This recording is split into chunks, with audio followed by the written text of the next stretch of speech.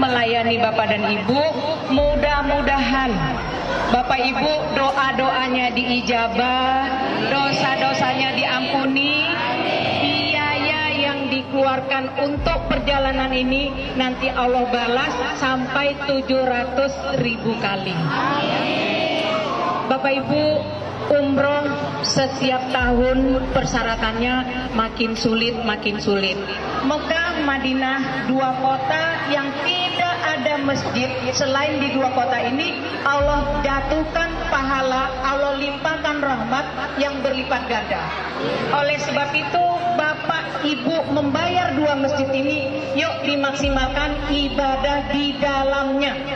Saya garis bawahi lagi, ibadah di dalam masjidnya.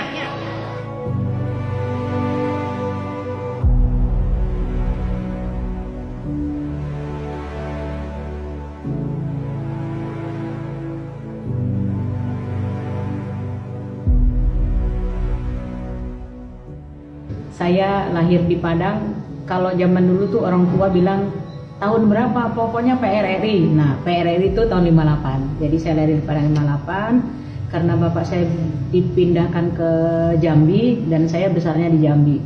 Besar di Jambi, kemudian sekolah di Jambi.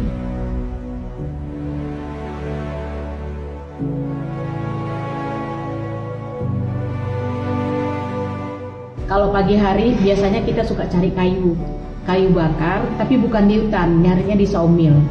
Sawmill itu kan ada sisa-sisa kayu kecil, itu jadi kayu bakar. Nah, sering juga kita membuka kulit kayu log. Nah, kulit log itu kita ambil kulitnya, kita bakar jadiin kayu bakar, baranya diambil untuk setrika baju. Jadi waktu SMP itu saya tuh punya baju tuh satu. Jadi kalau pulang sekolah pagi dicuci, dijemur, kalau basah disetrika. Karena sekolah saya SMP swasta, jadi masuknya jam 1, berarti jam 12 sudah harus berangkat gitu. Jadi kalau nggak kering ya disetrika supaya kering gitu. Pakai itu tadi kulit kayu itu tadi.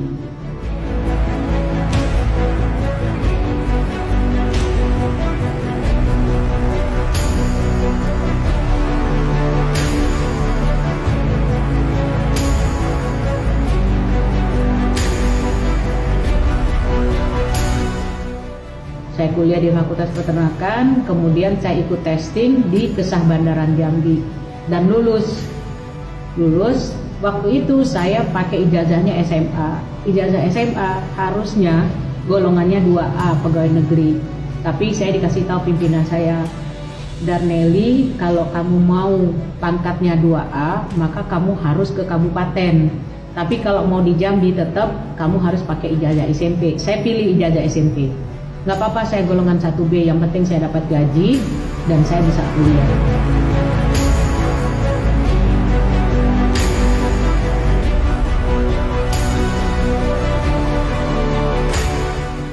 Desember 82 saya mondok. Pulangnya mondok itu sebetulnya bukan mau cari ilmu agamanya, cuman bagaimana caranya saya sudah bisa pakai jilbab. Karena zaman dulu itu 80-an itu orang pakai jilbab langka banget gitu. Saya mondok cuman 3 bulan pulang. Nah, waktu pulang saya mampir di rumah salah satu guru ngaji saya di Tanjung Priok, tinggal di rumah dia. Nah, kebetulan calon suami saya Pak Guril itu dari Belanda, tinggal di sana, kos di dekat masjid di sana gitu. Terus bapak itu bilang, kamu mau nggak sama dia? Dia sedang cari istri, dia tinggal di sini. Diceritain ABCD-nya, anak siapa gitu kan. Akhirnya saya bilang kalau gitu saya kenalan dulu. Habis kenalan saya pulang saya ke Jambi. Saya ceritain kakak saya, kakak saya nggak boleh, nggak mau. Soalnya kita nggak kenal orangnya, walaupun kita tahu dia anak siapa, kita nggak kenal orangnya, jangan gitu kan. Ya udah kalau gitu saya lupakan. Pak Guril dia nggak kehilangan akal, dia ke Jambi menemui ketua KKSS. Jadi ada kerukunan keluarga Sulawesi. Dia datang ke sana memperkenalkan dirinya. Akhirnya yang datang ke kakak saya itu ya ketua KKSS itu merekomendasikan kalau ini menurut kami ini orang baik karena keturunan si A, si B, si C, si D. Kalau misalnya mau dijadiin menantu, insya Allah nggak akan ada masalah seperti yang dipikirkan oleh kakak saya. Akhirnya kakak saya ngalah dan waktu 1 bulan menikah. Jadi saya menikahnya tuh tahun 83.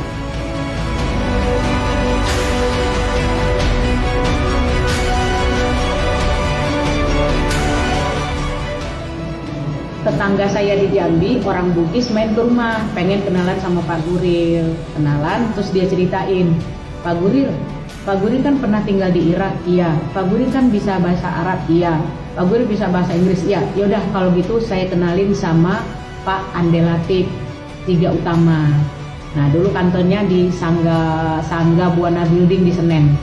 Jadi Pak Guril akhirnya kerja di PT Tiga Utama sebagai waktu itu tahun 80-an, 80, 83, 84, 85 penyelenggara umroh dan haji yang terkenal itu ya Tiga Utama. Nggak banyak, paling baru 9 atau 10 travel lah gitu.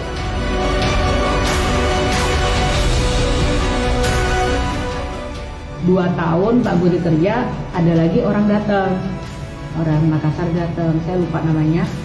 Pak Guril ngapain? Pak di pegawai, punya aja travelnya gitu kan. Gimana caranya? Kan ini susah dapat travelnya. Udah datang aja ke Pak Solihin GP. Nah dia, bapak ini punya jalur untuk datang ketemu dengan Pak Solihin GP. Akhirnya Pak Guril datang ke Pak Solihin GP dengan keluarga semua sekalian silaturahmi. Dan mereka senang banget silaturahmi karena Pak Solihin dulu komandan Siliwangi yang memimpin pasukan untuk menyerang Pak KH Muzakar di Makassar. Senang cerita, akhirnya omong, Pak kami ini ingin punya usaha. Karena zaman itu memang kan anak-anaknya Pak Kahar, anaknya siapa itu kan memang masih dipantau-pantau gitu.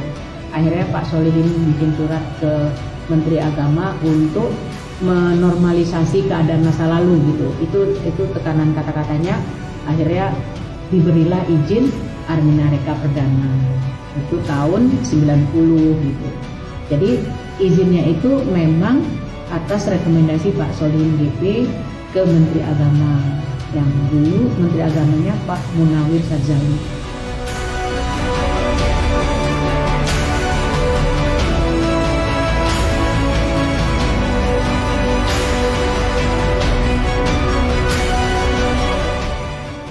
Nah, di dalam perjuangan rumah tangga kami itu kita juga dulu masanya Rihan kecil itu kita juga dulu jualan Arminarekanya itu door to door. Zaman itu kan belum ada kenal sosmed, belum kenal apa, pokoknya door to door.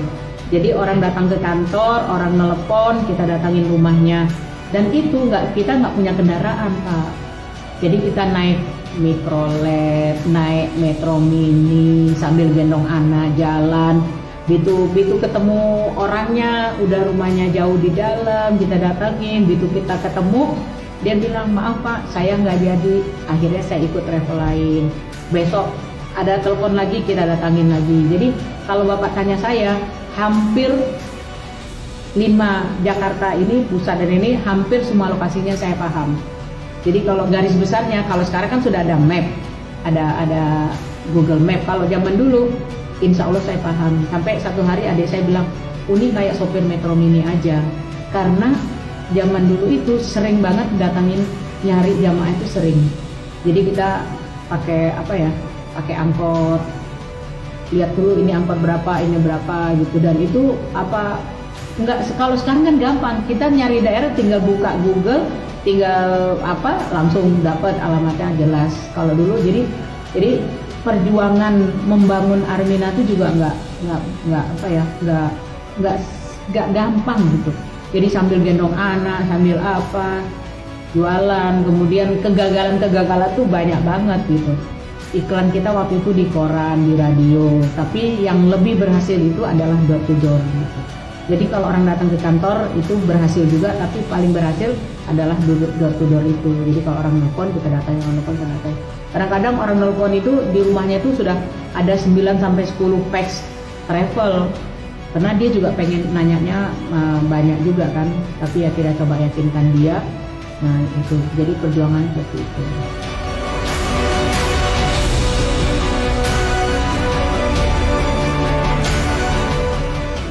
pertama kali kita bawa jamaah haji itu tahun 91. Jamaah haji kita tuh cuma 3 orang, meninggal 1. Jadi 4 orang. Jadi Pak Guril sama ibunya, kemudian jamaah kita ini 2. Nah waktu itu kita kan belum bawa sendiri jamaahnya, kita titipkan sama travel lain. Nah tahun itu 1 meninggal karena kasus terowongan Mina.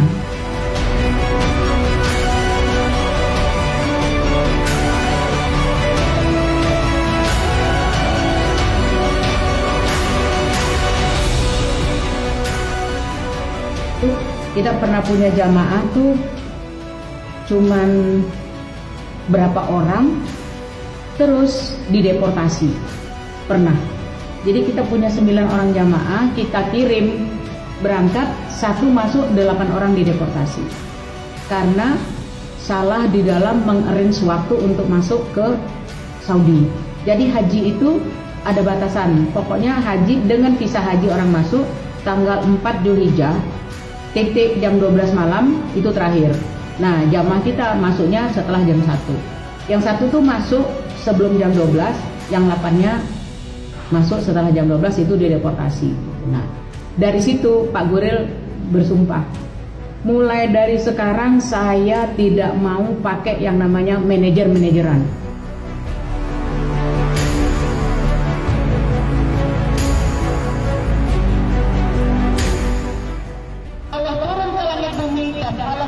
Umatnya paling terbanyak Allah mengampuni umatnya pada tanggal 9 Dzulhijjah mulai terbenamnya matahari sampai tengah malam. Mudah-mudahan kita doa bersama Bapak Ibu ini tahun-tahun ke depan semuanya bisa berangkat haji. Yang terakhir,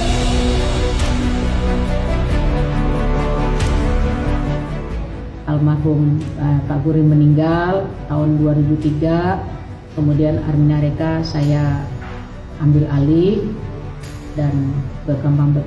Nah tahun 2005 saya joinan sama satu perusahaan, dan perusahaan itu akhirnya Armina berpisah sama perusahaan itu, dan Armina buat sendiri dengan sistem yang kita jalankan beberapa tahun yang lalu, gitu, dengan sistem jaringan. Nah dengan sistem jaringan ini membuat Armina menjadi sangat luar biasa, berkembang dari sisi jumlah jamaah maupun jamaah haji maupun jamaah umroh, dan menjadi Armina penyelenggara umroh terbesar.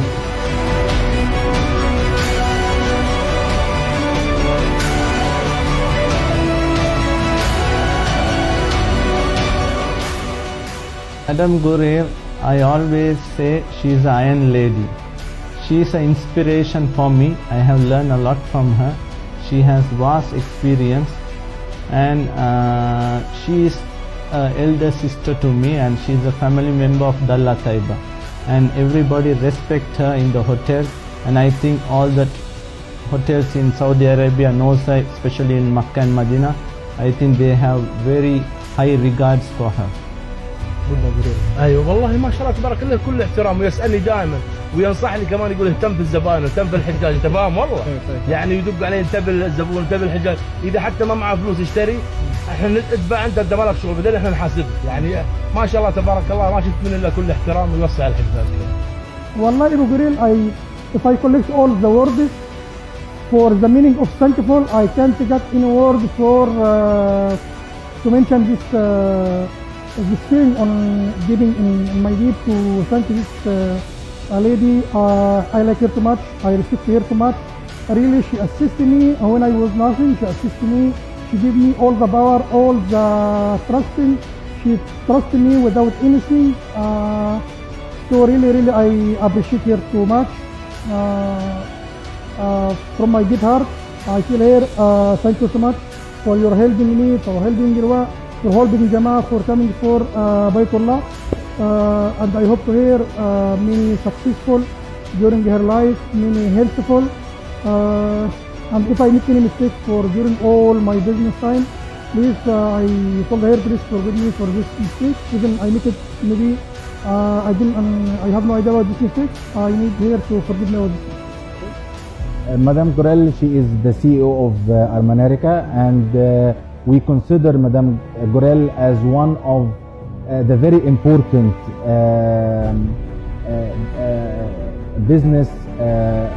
businesswomen in Indonesia and in the tourism of Umrah industry, and is considered one of the top persons in this business.